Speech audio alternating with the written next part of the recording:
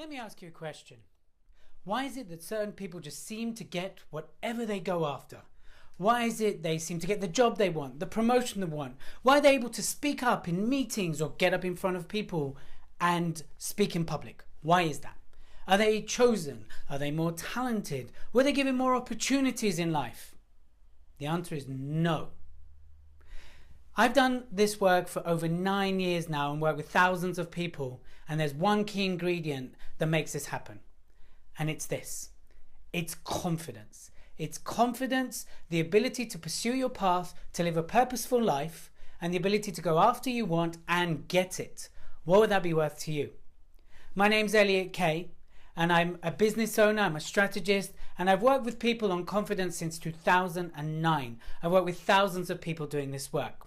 And what I want to share with you in this video is the 7 steps to having more confidence and for you to be able to go out and do it.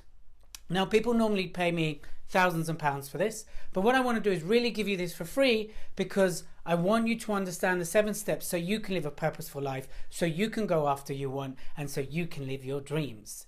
And all I ask in exchange is up to 15 minutes of your time for you to sit and watch this video to understand the 7 steps, because I'm going to explain them to you and then I'm going to take you through them and then we'll go from there. So here's the thing. Pay attention, listen carefully, grab a notepad, and look, what I really want to do is create the safe space for you to watch this video and learn the steps. Just a little bit about these steps. Look, I used to suffer from really bad low self-esteem. I used to fear rejection. I never was able to pursue the path, go after the girl that I wanted to go after, and I was already fairly successful. And then it all crashed for me. My business went under. I lost the girl I was in love with. I ended up in a massive argument with this other business and ended up broke and bankrupt. That will do a lot for your confidence. It will massively destroy it. So the 7 steps I'm going to show you are the 7 steps that I use to rebuild my confidence, to now run 3 businesses, to have a beautiful wife and a baby on the way. And I don't have time to go into my story, but I'll gladly share that with you another time. And these 7 steps are exactly what I implemented because I'd read the books, I'd seen the YouTube videos, I'd been to the seminars, and something wasn't quite working. Something was always missing. And then I devised these 7 steps. And this is what has allowed me to do what I do today. So these are the 7 steps to more confidence. And I'm going to share them with you. And so the first step is a really, really key, important step. So listen in. It's all about what's going on between the 6 inches from here to here. And by the way, I'm also dyslexic. So when I wrote these out, they might not look perfect. But you know what? That's just the way it is. And it's just proof these steps work. And so what goes on, back to step number 1, between here. And look, I'm also a cognitive behavioral hypnotherapist. I've done a lot of study of the mind. I've done coaching, I've done NLP, EFT, and I understand a lot about the thought patterns. So step number 1 relates to your thoughts. And that's all about us truly mastering our thoughts. What do I mean by mastering our thoughts? Here's what I mean. It's the ability to understand what thoughts are real and what thoughts are unreal. What thoughts are helpful, what thoughts are not helpful. If you think we have around 60,000 to 90,000 thoughts a day, yet most of them are unhelpful, unsupportive, and fairly negative, then you would understand that we must really master and understand what our thoughts are. Because we have 2 types of thoughts, voluntary and involuntary. Our brain must produce thoughts, right? It must produce thoughts. But the thoughts that follow the thoughts is what we call voluntary thoughts. And most people spiral because they take the voluntary thoughts for real thoughts. And therefore the real thoughts become disempowering. So if you have a bad thought like, nobody likes me, I'll get rejected, they'll say no, right? It's the thoughts after that will start the spiral. So it's a bit like, they'll reject me, this always happens to me, why always me, this never works out, etc. Not real.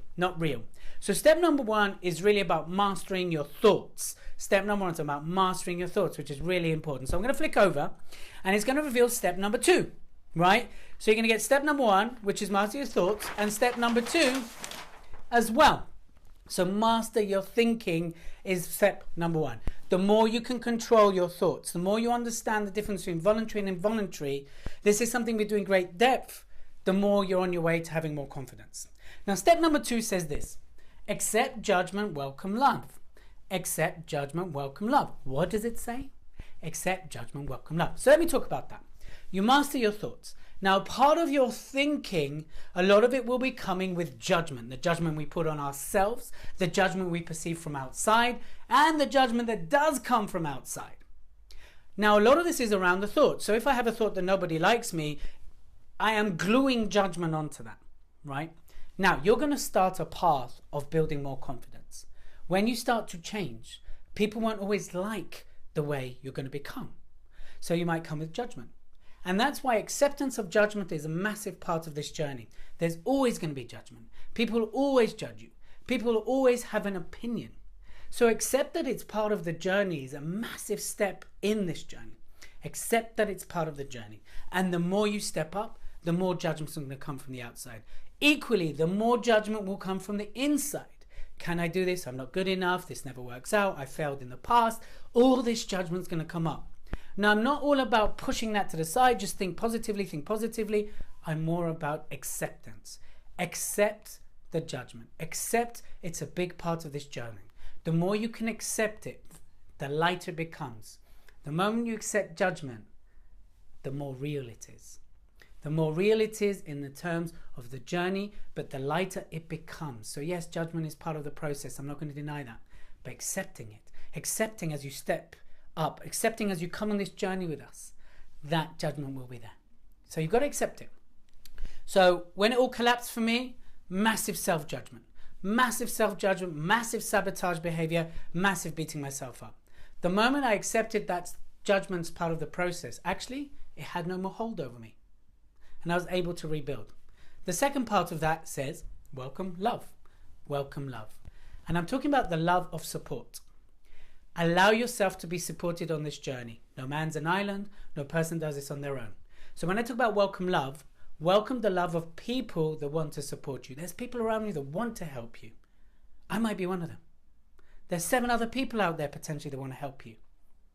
Welcome that love of support. And when people give you compliments, say thank you. Because the more compliments you get, the more confident you become. So welcome love into your life. Welcome the love of things and the love of support. So step number 1, master the thinking. Step number 2, accept judgment and welcome love. Now let's go on to step number 3. And I want to talk about step number 3. I was going to flick there, but I changed my mind. Because here's what happens. A lot of people, let's say they do step number 1 and step number 2. Step number 3, this is when it gets exciting. Excuse me. Step number 3, a lot of people struggle with confidence because they've never defined what the confident self looks like, feels like, walks like, sounds like. And because there's no direct focused place for the brain to take you, it's very hard to get there. It's a bit like a postcode on a sat-nav. How are you going to get there if you don't know where you're going? So step number 3 is all about defining the confident you. You've got to define the confident you. If you haven't defined it, sit there, write it out. The confident me is this. I sound like this. I walk like this. Don't become too arrogant. But it's about physiology. How do I stand? What do I look like? How do I speak? How do I deal with situations? Start to define that, because then the brain will start to get you there. So that's step number 3. And of course we have step number 4 as well. As you can see, there's a pattern here, 2 per page. So define the confident you. Really take the time to write out who, what is the confident you. How do you look? How do you sound? How do you stand? How do you deal with situations? If you get rejected, how does the confident you deal with that? If you don't get the promotion, how does the confident you deal with that? When you're asked to speak in public, how does the confident you stand? How does it speak? Really take your time to define that. This is an incredible step. This is what we call future pacing. Start to create the future you want so your brain can latch on and start to make it happen. There's a bit of a song there, right? And step number 4 is collapse insecurity. So it's all very well writing up this amazing future vision of yourself. And it's so powerful when you do it, right? But then what happens? This always happens. You write it up and then that voice kicks in. And then those limiting beliefs kick in, right? This is why coaching and NLP process and hypnotherapy are essential. Essential, essential, essential. Because you've got to collapse the insecurities that arrive from defining the confident you, from defining what success is for you, from defining the life you want to live. And you've got to collapse the insecurities because they'll come up. And there's some amazing processes that we do. There's some amazing processes that are done in NLP, coaching, that really allow you to collapse that so you don't have an emotional charge, that you can change your beliefs around becoming the confident you, around becoming successful. After all, what would that be worth to you? But yes, you've got to collapse your insecurities. You've got to collapse them. There's various ways to do it. There's powerful ways to do it. We can show you how to do it too. But you've got to look at collapsing your insecurities. Massively important because, and the more you grow, by the way, the more you go on this journey, insecurities will start to show. Remember I talk about acceptance of judgment. You've got to accept that insecurities are part of this process. We never really arrive where everything's perfect. You can let go of that. So this is all about collapsing insecurities. So find a process, we can show you them, but also it's all about collapsing those insecurities around the confident you. Step number 5. This is an exciting one, right? I love step number 5 because people aren't aware of this step. People aren't aware of the importance of this step, which is why I'm going to share it with you right now. I want you to think of the 10 most important things to you in life. What are the 10 most important things? Family, relationships, money, love, career maybe, building a business, giving back. I don't know what they are for you. Now, unless you're living to what's important to you, you're going to be massively in conflict because you're living and serving what isn't important to you, which is why step number 5 is live your values. You've got to understand what are your high values and what are your low values. You've got to understand what's truly important to you and what isn't important to you. And conflict arises when we aren't living to our values.